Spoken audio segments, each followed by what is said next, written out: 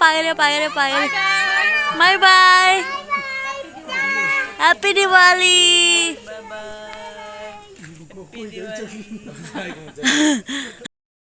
Hello ma'am nungai mo kaman tawrige ma'am na sige vlog sa Diwali gi nung umangna taw na ba joni tayo vlog oy doy ne buko ado ma'am akogi Diwali gi zoom decoration taw ba kay kasu ma'am da dum share taw rakto ne ado di ma'am video se loy bo yang bi ado yang mina se di kay taw na ma'am sida lay re sina joni tayo ne buko joni tayo sem na ba lapu sida lapu lay re ado ga sida leihwre hecture ba numita tingada numita dingana leihwre he aduna sida cha ku na putro ma sida puro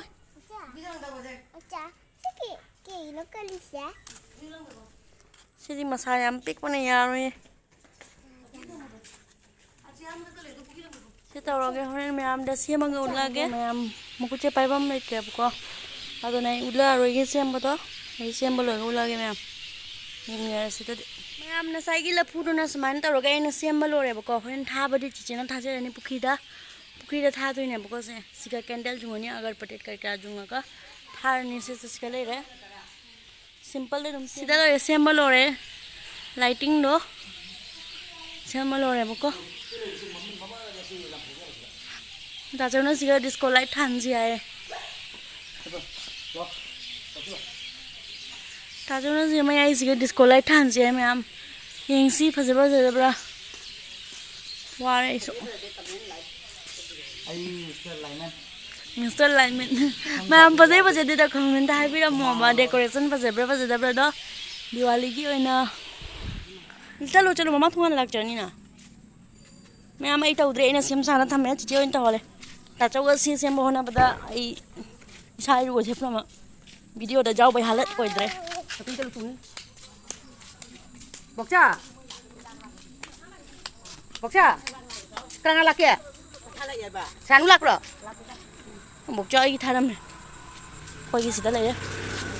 Diwali noi di. Noi tham gi rồi hả? Noi tha gi rồi. Corona. Xem đi bo. Tham mo makhat à? Cái light sai. Bokcha dum to mình.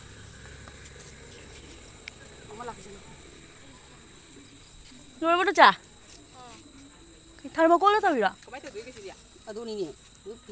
Hai đứa chả? Thay một cối thôi à? Như này, này, làm là một phần gì này, cái điều này được thầm rồi. Tha đi. Ra đấy, quay, cả nó quay đâu rồi mày nu? Ra rồi, cả đến phút một. Ai nó tao ini, phải đi sanaba nó. Ra rồi, để đi không có tiếc lấy. Nó không có phăm mò phải na thế chậm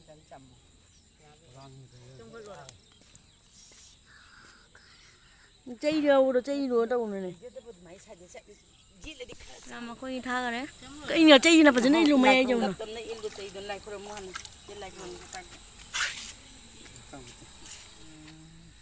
ni tai jiba ni tai Abu ini loh. Aku gitu ni. Ayam tak kurang ke?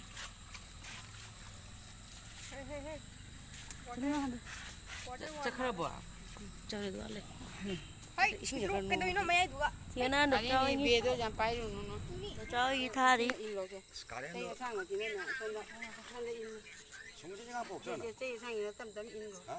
Makunin nggak hana makunin lo. Lui tak pun tahu tak sibuk. Ini cahaya kaya sudah mana lagi sih?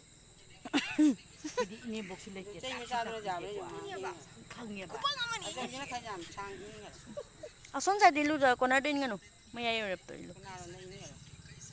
Rồi vậy lùi cho cái ulang mà luôn sao phút lệ nó tao mới lạnh chứ mới lạnh kia vậy cái này mấy ai cái này một kilo đấy mấy ai cái này 아기 세 안에 레이셔 성비게 레이셔 레이셔 안에 먹자 성비 The next day Hello everyone, welcome back to my channel. Nasi Diwali vlog macha ama ma'am na share tawrake tawbane. Ado first of all, happy Diwali to everyone. Ado ma'am nasi ki vlog se minasi kai tawi habada Diwali gi ko. Ado I lesson me dum hafed lore ma'am. Ado di ma'am yeng minasi Diwali gi vlog kai tawi habada ma'am. Ma'am nasi Diwali gi chena samaina decoration tawriba. Akogi Lakshmi gi akogi makungi chap dumaina style da ko chena ji ba nang pai de chena ngi keno je Lakshmi makong pai de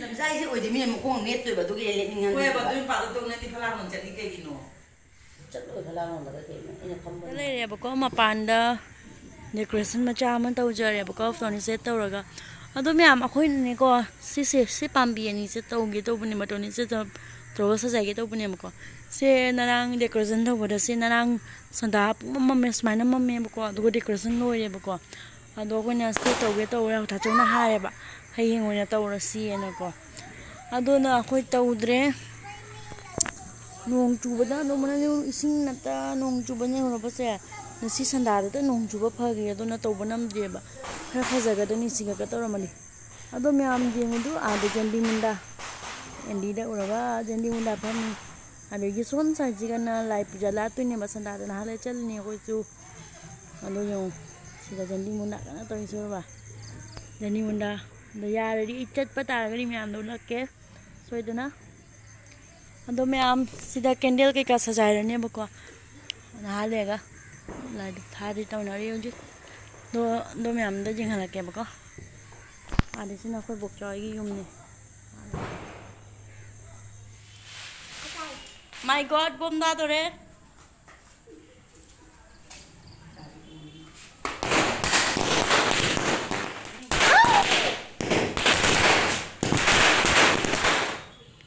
hagi to re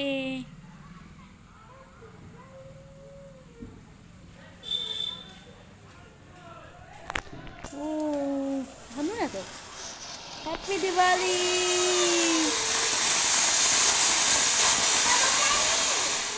oh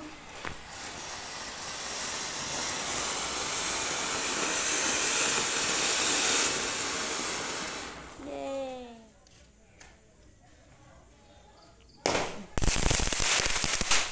hello ma'am bom da ba lore abdi ko jiki to bas trial ne ba ko ado akoi agartala da leba chiche to su ma su thungani ba ko na si thoklei ne ba moi se ko ado moi thokla ga mo ma'am fajana celebrate ta ko ne ba ko moi jawra ga mo ado hojiki oina ko akoi bitu do kap na ma gi je thar ga ma'am ma se kap na ma gi chiche ga bo na dum bom je thar ni ga ma'am ado candle kai ka su than ko na taudri chiche do jawra ga mana mala ga na tawron hai ba ko ma jing ning he na ko do na kai pot lấy cho bị không được ado đi em happy Diwali ama thai no ama thamol di mama na ado thaba di loi di ma'am chiche la ga mon tha gi ni ba ko moi ngai gi ni moi ji bu yorok agar tala de gi na si thok le ni ma'am ado iminar se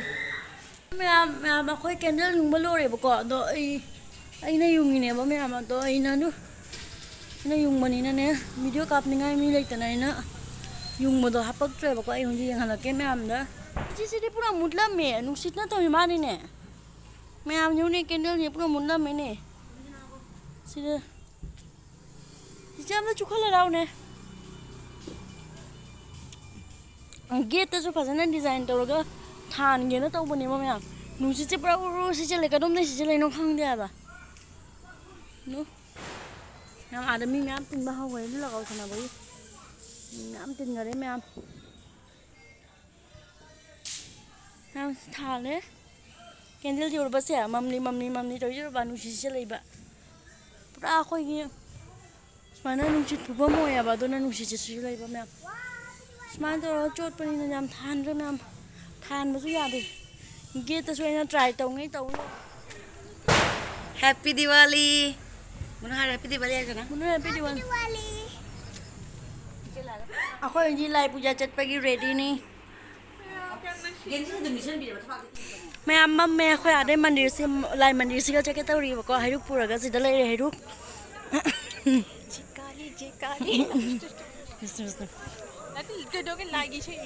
ada jandi munda phamai phamni yo sana cha toi ni ai din si power awang cha toi ni sigari ja honde ba mo amount cha ore ko siga ada apik pa amount sana ore ni se jandi munda mi tili mi amni yo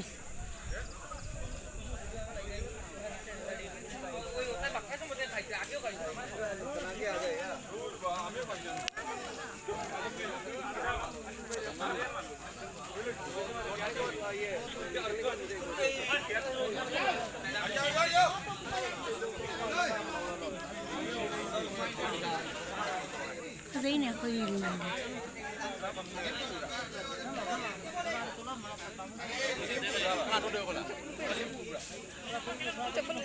mấy em kinh điêu thiệt thàn mấy à thì nó xài nó hip là gọi là thàn cái này nè không vui nó cục kia đó camera hip là gọi là thàn cái điêu Noi ada nu sini lu ada ko tu ne. Aku chu ken tong dia.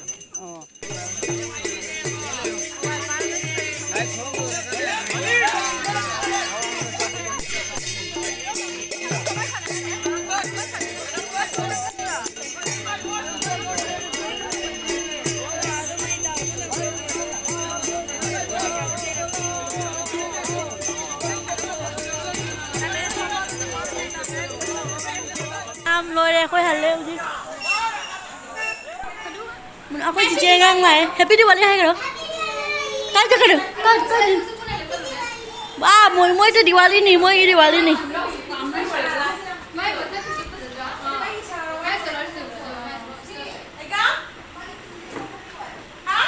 mày làm hôm tha thì cái tàu đi mỗi hồi gì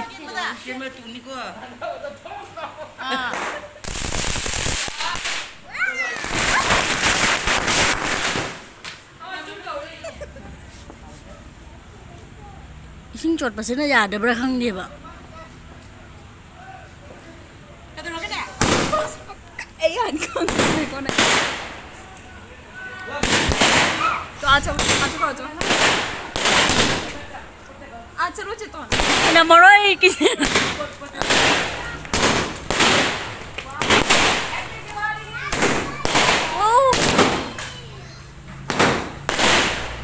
cái đâu cái này video number pi đi ai video number pi à bà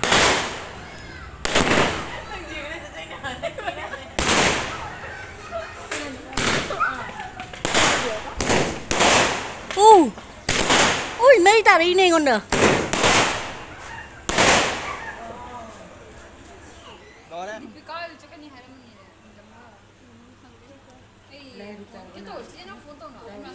Happy Diwali.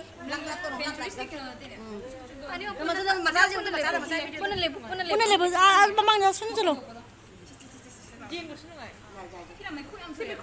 Wow. nung putare Em khôi yêu đồ đây có awang nó lạc con em ba.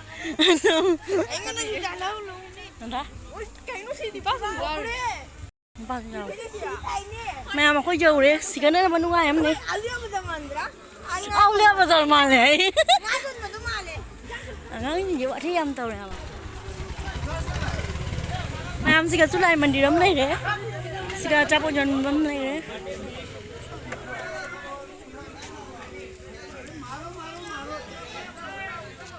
Mẹ mấy hồi là gạo sản bao nhiêu rồi mà tôi cùi đấy là gạo sản nằm bao qua tôi cái là pan đã phải sát tha cái này có xây cái nó tha đi tôi này mình tốt sản làm có tôi phao rồi mẹ mình là xí mẹ mấy phao đi mẹ cái là pan này đi mẹ xin là lá rồi rồi này phải làm lo rồi đấy nhưng mà lần này hồi gì mẹ mấy phao rồi nè lấy aku yang đi đây nè xin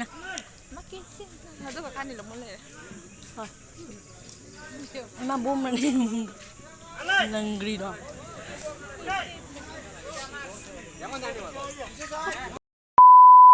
Good night. Mẹ mày yum nhiều đấy, có gì yum cho nghe một con. Ấy peisa cô nghe mẹ am.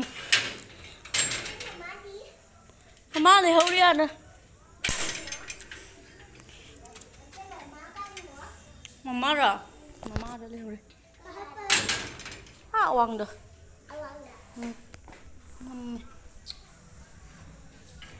Apa cara pada lipstick apa mau? Ayum ni orang macam. Cici di. Mẹ mới hạ đi hạ lạc bằng con chị khôi family tàu rồi Skylampton sẽ tha thì cái tàu rồi mẹ nó được Skylampton sẽ cái chặt thuốc cái mẹ mà đi chị cái bài cái này có may là vẫn chú bắt được có cái nó tàu nó chặt thuốc cái tôi mẹ mới xây ta cho xây tha cái mà mẹ thì cái nó tha đi nó này nè miêu tàu sẽ lên mẹ copyright cho nên là tôi mẹ miêu phải ra tha cái mẹ mới đi Mamon sẽ haraw na mana ne Skylampton nên mẹ phải khát khi bao giờ mamon sẽ शांति होए है बा kay ko pa sa no ma'am ay di nuksi ba na ako mamadi nuksi ka hay lemton jit ay di sky lemton jit chat ki ba siro ga yam nuksi ba po ka hay ako mamadi yam nuksi ya sing ba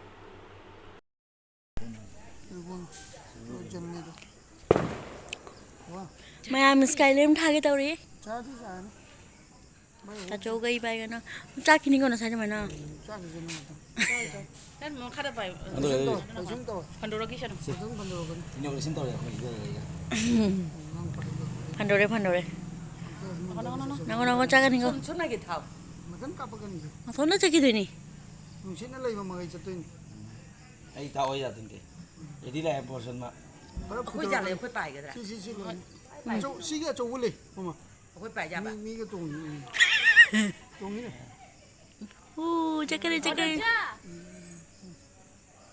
Ma'am. Foto kau semuanya itu pakai foto kau. Pakai. Bye bye. Happy Diwali.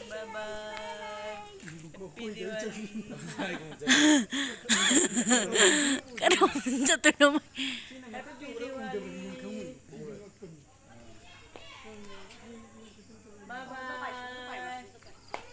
Nung sisi so na sit mana?